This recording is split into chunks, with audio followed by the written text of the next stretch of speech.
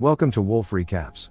The movie begins as we see our protagonist, Dong Chul, and his friend, Chun Sik, working at a fish delivery service. Dong Chul used to be a gangster, but after meeting his wife, he retired and began working regular jobs.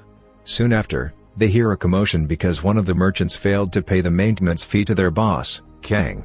Chun Sik notices this and mumbles to Dong Chul that the boss hasn't given them their paychecks yet. However, when Kang and his men pass by, the two bow their heads in respect. Just then, Dong Chul receives a phone call from a man, and they both rush to visit him. It turns out that Dong Chul has a tendency to invest in shady businesses, and this time he's planning to invest in king crabs. After checking samples and hesitating for a while, Dong Chul decides to put down his money, which includes the 100 million won he borrowed from the bank. Elsewhere, we see Dong Chul's wife, Jisoo, who works at two places just to make ends meet.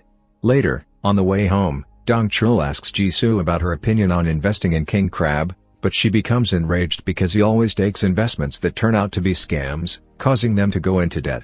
Elsewhere, a group of criminals led by a man named Kitai is trying to force their way through a door in an apartment. After unlocking the door, he confronts and severely attacks a debtor. However, just as he's about to murder him, the debtor's daughter comes, and Kitai is fascinated by her beauty.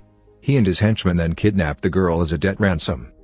On the way, Kitai's car collides with Dong Chul's car by accident. Dong Chul then gets out of his car and inspects the damage. So, he tries to persuade Kitai's driver, Sik, to come out and report the matter to the police. However, because they're holding a girl captive, Sik tries to move quickly and offers Dong Chul some money. When Jisoo notices him throwing money at her husband, she arrives scolding him and tells Dong Chul to contact the cops. Kitai, captivated by Jisoo's appearance, gets out of the car and begins beating his driver and apologizes to Dong Chul.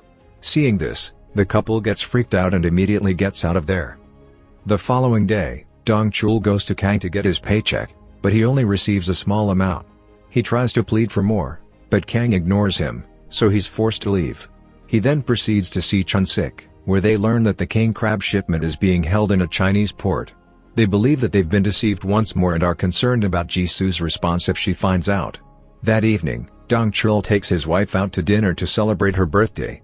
During their conversation, Jisoo advises that they get a fake divorce so that they can keep their apartment, but Dong Chul becomes agitated and denies doing so. He then tells Jisoo about his king crab investment, and upon hearing the amount, she becomes furious and yells at him.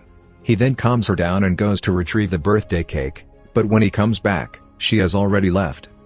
Meanwhile, Jisoo heads home in a cab, but she feels horrible, so she texts Dong Chul and assures him that she trusts him with his decisions. Dong Chul, who is still in the restaurant, is pleased and rushes home after receiving her message. Later, Dong Chul's car has to stop in the middle of the road because a man named Lim Gu is transferring some items to another car. However, Lim Gu turns out to be Kitai's henchman who is purposefully slowing down Dong Chul's route home. Meanwhile, at home, Jisoo is abducted by one of Kitai's henchmen. Later, when Dong Chul returns home, he can't find his wife, and their apartment is in a wreck. He then begins to panic and goes to the police station to report the situation. The police then show him the apartment building CCTV footage. However, before the abduction, someone purposely disabled the CCTV cameras in the area. Afterward, as Dong Chul leaves the police station, he receives a phone call from Kitai, who makes him listen to Jisoo's pleading voice. Kitai then says he's put a business card on the fridge and invites Dong Chul to meet him at a restaurant. When Dong Chul arrives at the restaurant, Kitai calls him again and requests that he put the bag in front of him. The bag turns out to be full of money, and Kitai tells him that this is Jisoo's price and that she will not be returning home. Now frustrated, Dong Chul presents the money to the cops as evidence. After the police investigate, they conclude that what happened to Jisoo is an instance of human trafficking and try to dismiss it. Dong Chul understands that the police aren't taking the kidnapping seriously. He then discovers that numerous other women in the city have been taken in the same manner as his wife and none have been found alive. Therefore, he decides to take matters into his own hands and contacts his friend, Chun Sik, to arrange a meeting with a private detective named Bear. Chun Sik informs him that Bear demands a significant sum of money, which they cannot afford since they've also given Kitai's money to the police. Dong Chul goes to see Kang again and demands his wages. However, as usual, Kang refuses to pay his entire amount and scolds him. His men begin to chase Dong Chul, but he fights each of them. Kang is terrified when he sees Dong Chul's strength and pays all his dues. Afterward, Dong Chul and Chun Sik go to meet the private detective, Bear, and ask for his help. He then hands over all his money to Bear, who claims it's insufficient. Therefore, Chun Sik secretly promises Bear 5% of the proceeds from their king crab investment. The following day, Bear discovers the license plate number of the person who placed Dong Chul's money bag. After reviewing the CCTV tape, they eventually learn who owns the car and proceed to meet him.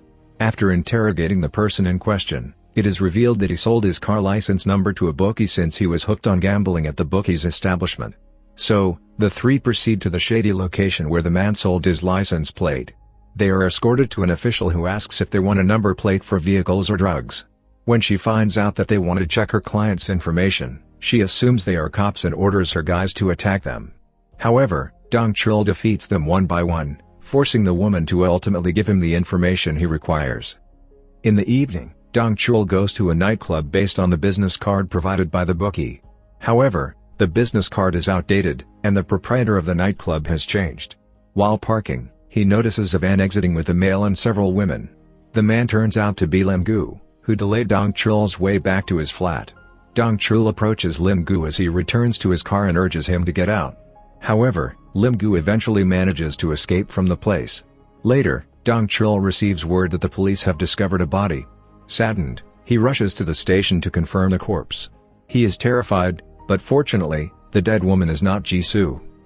The following day, Bear investigates the deceased woman and learns that she's been missing for 2 years. However, the strange thing is she was in a comatose state before being kidnapped, and her husband once went to the police station to confess. For some reason, in the next scene, the three proceed to meet the guy whose wife's body was discovered. The man discloses that his wife was in a coma 2 years ago and that he used to care and provide for her. They even appeared on a TV show to solicit funds for the treatment. However, one day, Ki-tai located him and offered him a large sum of money in return for his wife, who, according to him, was already a live corpse. The husband eventually accepted the money in exchange for his wife, and he is now feeling regretful about his actions. Before Dong Chul leaves, the man tells him some information he's obtained about the people involved. Later, as Dong Chul and his friends get into the car, they hear a loud commotion and discover that the man they just talked to has committed suicide by falling from the top of the building. Upon looking at the information given to him, Dong Chul recognizes a familiar face on the business card of the guy named Do-sik, who crashed his car days ago. He then goes to meet Do-sik, who does not recognize him at all. Dong Chul then takes Do-sik from his office and brings him to Bear's office for questioning. There, he is mercilessly tortured for hours but refuses to divulge any information. Soon after, Ki-tai video calls them and threatens to kill Jisoo if Dong Chul does not kill Do-sik. With his wife being tortured, Dong Chul strangles Do-sik's neck till he collapses unconscious. Ki-tai then says he's put a business card on the fridge and invites Dong Chul to meet him at a restaurant. After the phone call ends, we realize that Dong Chul was only acting and pinching Do-sik's artery, forcing him to faint. Dong Chul then slaps Do-sik hard, and he instantly awakens. After that, Do-sik reveals that they are loan sharks that abduct borrowers or their loved ones when they're unable to pay their money. They'll sometimes kidnap a woman just because of her appearance. The kidnapped females would be sold for prostitution in foreign countries at hefty prices. Ki-tai is a perv who believes money can buy anything, and it frequently does. But Dong Chul is the first to refuse to give up. However, Do-sik claims he does not know the particular location of the hostages' detention, but only the province. After gathering all of this information, Dong Chul and his friends intend to reclaim the money from the police. When they arrive at the police station, Bear and Chun Sik disguise themselves as prosecutors. They claim to have arrived from the central office in Seoul and wish to take the money bag for further examination. The officer agrees to lend the bag, but he insists on alerting the lead detective. Despite their protests, the constable phones the detective who informs him that the matter has not been reported to the prosecution. Dong Chul stays outside, listening to them and sensing that their cover has been blown. He blows up the car of one of the police detectives to distract them. Finally, they manage to flee with the money. In the following scene, several kidnapped women are shown being held captive by Ki-tai and his crew. Ki-tai is enraged at Lim Yu and beats him with a bat for abusing one of the women. Not long after, he receives news from Dong Chul that they've successfully recovered the money. So he invites Dong Chul to meet him at his hiding place for the exchange. After hanging up, Ki-tai orders his men to kill Dong Chul after getting back his money. Later, Jisoo observes something unusual about the window and discovers it's been recently refurbished. She and another woman rip off the cover and try to force loose the door bar. They are able to create a little opening through which Jisoo escapes. But as the little girl is about to go, a kidnapper stops her. Jisoo continues to run, and Katai also sets out to find her. She dashes to the main road and asks for a ride with a man, requesting that he take her to the nearest police station. After a while, the car becomes caught in traffic in front of the police station. However, Jisoo exits the cab to continue to run. She almost reaches the door when Katai's car stops in front of her, and he grabs her.